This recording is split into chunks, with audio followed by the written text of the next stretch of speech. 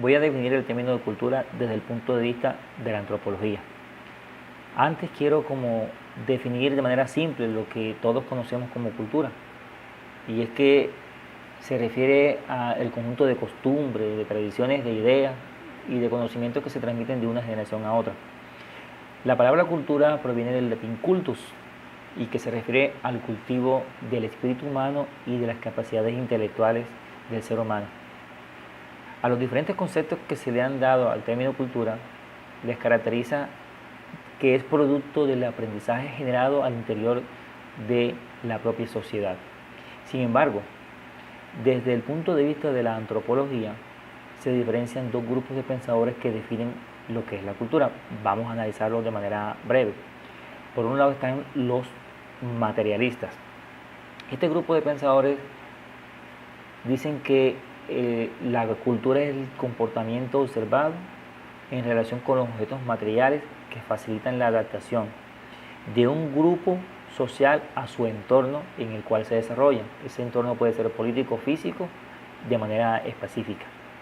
Y por otro lado están los mentalistas, los que consideran la cultura como un conjunto de reglas o de normas dadas para el comportamiento y para la fabricación de objetos materiales. Estos dicen que la cultura solo existe en el intelecto de cada investigador, es decir, que la cultura es una abstracción. Sin embargo, rescatamos de esas dos posiciones, de esos dos pensadores, de esos dos grupos de pensadores, algunos conceptos de lo que es la cultura.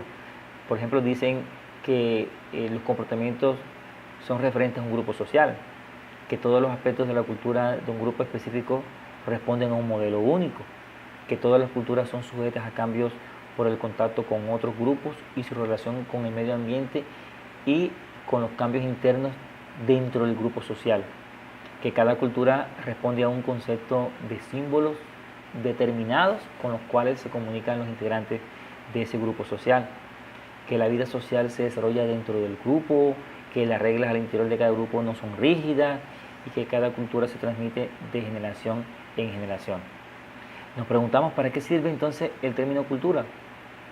Nos sirve para facilitarnos en gran medida la predicción de la propia conducta humana, la conducta humana normativa de sus miembros.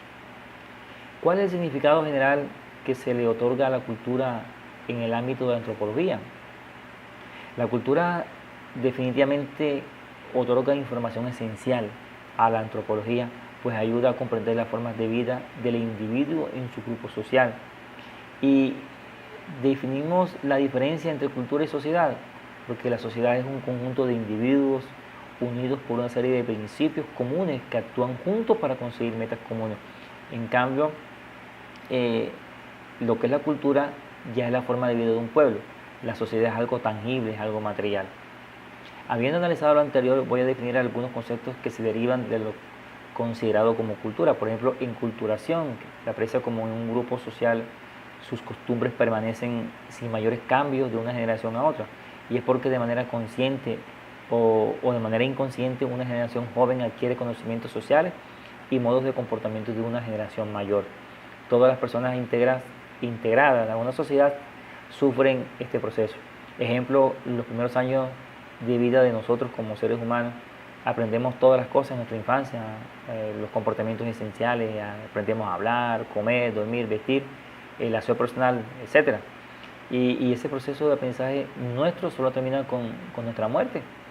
¿Se puede presentar rupturas dentro de ese proceso de enculturación? Sí, que posibilitan cambios de costumbres al interior del grupo social. Pero estos factores de cambio se dan de manera lenta y no en todos los individuos que constituyen la sociedad. El relativismo cultural. Los antropólogos definen el relativismo cultural como los rasgos que diferencian cada cultura, aunque existen similitudes en muchos aspectos, pero estos rasgos distinguen una cultura de otra.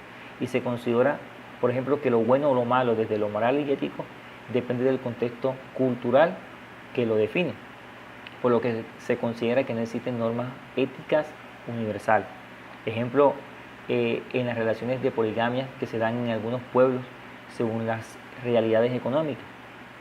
Ese relativismo cultural establece que todas las pautas culturales deben ser respetadas y son válidas como las demás, a diferencia del etnocentrismo, que es la tendencia a considerar la forma de vida propia prefiriendo a la forma de vida de los demás, y que es la tendencia a considerar que el mundo es de forma como se ve desde la perspectiva de una determinada cultura o grupo social, lo que significa ubicar en un centro imaginario a un grupo social o cultural que según sus ideales está por encima de los demás grupos en el mundo.